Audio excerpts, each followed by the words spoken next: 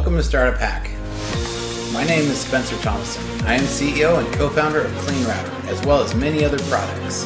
Here are some lessons that I've learned building a successful business while challenging startup norms. My challenge is to push you to rethink startup success. I'm going to be dual recording this. I'm going to shoot it in video, but also going to try to explain it in a way that I can use the audio as a podcast too. So if you're watching this on YouTube, please make sure to hit that like button and subscribe. If you're listening on a podcast, then make sure you go to subscribe and leave a good review.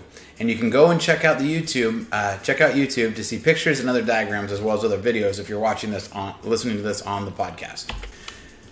So welcome to StartupHakk. This is episode 1, how an idea and a passion turned into a $5 million company. I've been a software developer for over 22 years. I'm married and I have a beautiful wife, Carson, as well as 5 awesome kids. I started this channel to tell the stories about how we started a successful startup company knowing nothing about starting a company. Clean Technology is the parent company of CleanRouter, as well as many other technologies and products. This podcast is going to focus on the launch of CleanRouter. It's going to be about how we took this idea and a passion and built it into something great. So, there I was. The year was 2009. All of the first series of this channel are going to be about our first year and what it takes to get an idea to a company and to get that company off the ground. The year was 2009. All of the first of this series of this channel are going to be about our first year and what it takes to get an idea to be a company and then to get that company off the ground. So Eric Vance was a good friend and a coworker from a previous company. So one day I get an IM from Eric on Google Chat. Hey, there's a guy who wants to start a filtered internet service provider, an ISP like Cox or CenturyLink or Comcast. I told him that I knew the perfect guy that we'd want to bring in. So what do you think? He asked me. Now, Eric and I had both had kids, and as parents, we were worried about what our kids were doing online. But mind you, this was 2009. Social media hadn't taken off. The smartest phone at the time was a BlackBerry. My response: a filtered ISP will cost you millions of dollars to get off the ground. At best, will serve just one neighborhood. The better way to solve the solution would be to build it into the modem. And so there we had it. The idea was born. Now, as you may know, you have this big, scary internet out there with the cloud, and if you're a parent, it comes into your home and hits at the modem. Connected to the modem is a router, usually responsible for broadcasting the wireless signal. But wireless was still really new at the time. After some discussion, I reasoned that modems in 2009 were difficult and tricky. The router is where we needed to live. A content filtering router for parents to manage what their kids could see online.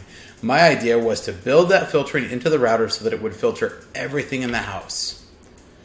So the idea was born. And a little more about us. So Eric Vance and I had worked together for many years. I was introduced to Eric 5 years earlier in 2004. He was the development manager at a group at University of Phoenix. A mutual friend in the development group let me know there was an open spot, and so I applied. So I met Eric and he hired me into his group. I worked at University of Phoenix for a year, and then Eric left and gone to JDA. He recruited me to JDA in 2006. We both worked on the same team as peer developers at JDA until we got laid off together at the end of 2007. We then worked different jobs, and Eric started at a virtual company. That was a new concept back in those times, called ChorusWorks, that made SharePoint widgets. I followed Eric to ChorusWorks. We built a great platform on the same team. Then the market crashed at the end of 2008, and ChorusWorks was bleeding. They waited until 1 month before shipping our new platform, and then they laid 3 of the 5 developers off in February of 2009. So Eric and I were two of those 3 developers that got laid off. Eric had just moved to a small town in southern Utah since we were both working remote. I'd picked up a quick contract job here in Phoenix, Arizona, suburb. Eric was looking for a contract gig to be able to keep his family where they had just moved, but times were hard.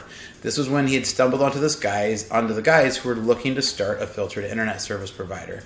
And this is when the conversation happened. So now, back to this conversation that Eric and I had had. The idea was born. This was the first of a million steps that had brought us now today to a $5 million company. So what does success look like?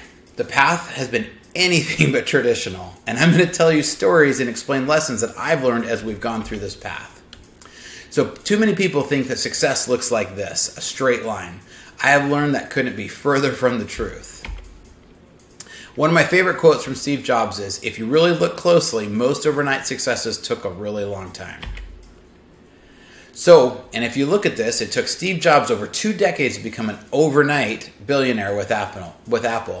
Microsoft founder Bill Gates founded the company in 1975, but it was 11 years before Microsoft went public and then made him an overnight success worth $350 million. It took Phil Knight over 10 years to grow Nike to be $3 million of gross revenue selling shoes, and then over 20 years before the company was even profitable, and almost 30 years to be a truly successful company. And now we all know what Nike is today.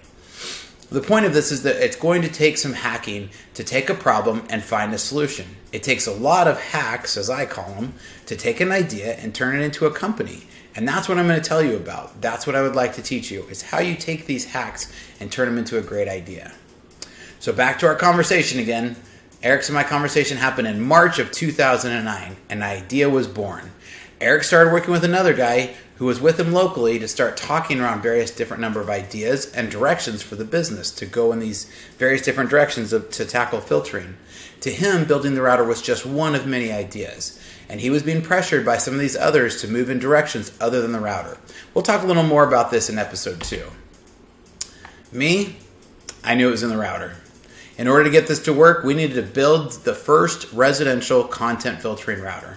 There was corporate level servers that could do this. Things like Barracuda and SonicWall and Blue Coat and other large, big server products existed at the time. But no one had brought this into the home. That means we had to build a reverse proxy router. Now, what the heck is a reverse proxy router? A reverse proxy router means that all the traffic needed to filter through to the router and then would filter through, it would then push all of the traffic into the filter and then out to the internet and then back again. And this is what we built, what we were working to build. So now this was 2009. Wireless routers were still a very new technology. I think I'd bought my first router just 2 or 3 years before this. Most routers were 802.11b, which means that you would get 11 megabits per second at max from the router. 802.11.g or 802.11g was a brand new protocol with a whopping 54 megabits per second. And that was if you really had all the right hardware. And a lot of homes still didn't even have wireless. A recent Linksys router had been shipped with Linux on it. Linksys had gotten sued by the open source community and they were forced to release the source kernel for the router. An open source group grabbed this and started the community called OpenWRT. Now, where'd they get that weird OpenWRT name from? It was named after a model of the router that Linksys built with this firmware, the WRT54G. So initially I had my first problem I had to overcome. So hack number 1. I was a Windows developer. I'd loaded Linux a few times into a few different distros on a couple of different servers, but I'd always ended up scrapping the project and it had been limited success. But my 10 years of development experience at this point was all on Windows, and Linux was nowhere near as polished or as easy as it is today. The popular kernels of the day were 2.4 and 2.6 was just coming out. So this reminds me of another quote from Steve Jobs. I'm convinced that about half of what separates successful entrepreneurs from non-successful ones is pure perseverance. So I started hacking. I bought 3 of these routers on my own dime, and I started installing firmwares onto them. This required not just hours, but days of digging through forums, piecing parts together. There was no YouTube. Google was rough. There wasn't any Udemy or other online courses. I was slogging through old forums with limited information, digging through code, and hundreds of trials and error. Ultimately, I found an open source project called Packet Protector. This required routers that used USB ports and required booting up with a USB port. It focused almost entirely on security, but it was a reverse proxy, so it gave me a rough outline of something we might be able to do. There was no UI, and it certainly was not a commercial-ready product. Over months, I built over and over again on Packet Protector. I spammed the creator so much, the creator of Packet Protector and anyone who would respond in the OpenWRT forums. And I started learning OpenWRT to where I could start to write pieces and modify the firmware. I didn't use any of the Packet Protector code, but it allowed me to flash OpenWRT and learn the code and learn how it worked. I could then take little bits and pieces of it and tweak it. Oh, that's what that did, and learn from it, and then go right back into the code. So there's one of the first lessons of hacking that I can give you. If you need a skill, learn it. Nothing beats in the end of acquiring the skill. Far too often I'm approached by entrepreneurs that ask, how do I find a technical co-founder? I'm just a business guy and I need to attack this. I need to figure out how to get a technical partner to join with me. Well, you know what my response is every single time? Learn to code. If you need a skill set, dig in and learn it. And today that is so much easier than it was in 2009. So then after months of hacking on the router almost every night, I came to my next big problem, the next hack that I needed to figure out.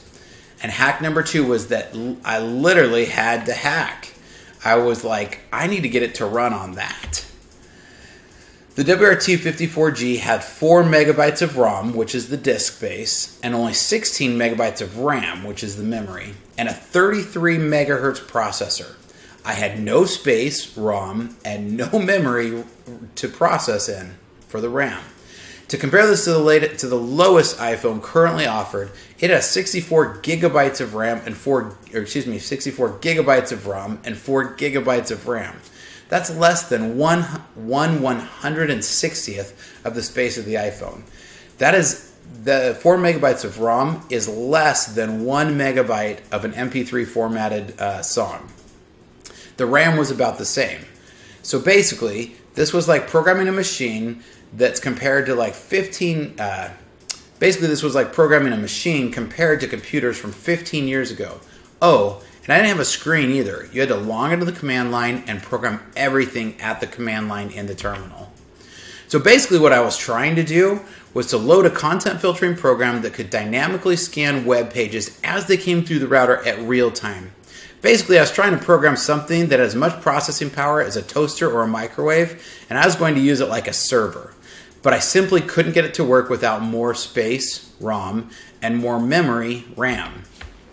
So I cracked open the router and I started to follow these 2 different forum posts, and I started pestering anybody I could get to respond online onto these forums. After multiple attempts, I soldered an SD card onto the board. I burned out the first board because I had only soldered a few things in my life. On my second router, I was able to get the Linux kernel to mount the SD card. Basically got the operating system to recognize the SD card, and so this solved the space issue. I then built what was called a swap file and got the Linux kernel to load it every time it booted up. This basically tricked the Linux kernel into using this file as memory so that it could load the filtering application into memory, which really was on disk. So it was really slow, it was really problematic, it crashed a bunch. It basically tricked the operating system into thinking it had more RAM than it actually had. So here's a link to one of the original forum posts that's still accessible in the old OpenWRT forum archives. Now note, this is posted at 8:35 GMT. Okay, now 8:35 GMT, Arizona time is -7 that, so that means that I posted this at 1:35 in the morning. So now I had the base, I needed to get the actual filtering figured out. So from learning from many different server solutions that did reverse proxy filtering, I got some packages custom compiled and hacked it all together. I think I finally had a recipe that would prove that this could work. So after months, I now had a router with an SD card soldered onto the board, running a custom version of Linux and running various different versions of open source programs. It took almost 5 minutes for it all to boot up. Then it took about another 5 minutes to manually get all the programs to load. Then one night, I got all of the stars to align. I hooked up a computer behind it via Ethernet because the Wi-Fi wasn't even working yet. I typed playboy.com into the browser, and it was ready to hit enter. Boom! The filtering application worked. It blocked the page. The entire kernel crashed. However, it successfully detected that the page was porn, blocked it, stopped my browser from going anywhere. Woohoo! It was a success. I called it back even though it was 11 o'clock at night. After 3 months of grinding almost every night until 1 or 2 o'clock in the morning, only to get up at 6 a.m. to head to my day job, I had proved that I had a fully working POC, or proof of concept. Now keep in mind that this whole time I had a day job, 4 kids, and many other demands. So this was hacking that I did between 8 p.m. and 2 a.m. and on the weekends. That is our third startup hack that you will hear me talk about. If you really want something, you have to be so passionate about it that solving the problem is more important than sleep. So after getting all of the stars to align, I had a working prototype that proved that this was possible. There was so much still to do. What we had was not something that we could sell. Neither was the business proved out, but my passion to prove it was possible had driven me to get it to work. These 3 months were merely the first few steps to a very long marathon that has culminated today into a successful $5 million company. Next week, we're going to talk about the first 3 lessons of every business partnership. As a reminder, please don't forget to hit that like button, hit subscribe, and share with your friends everywhere. This is super important for us so we can begin to start helping growing our following so that we can continue to grow these and continue to teach more lessons. Thanks, and we hope to see you next time.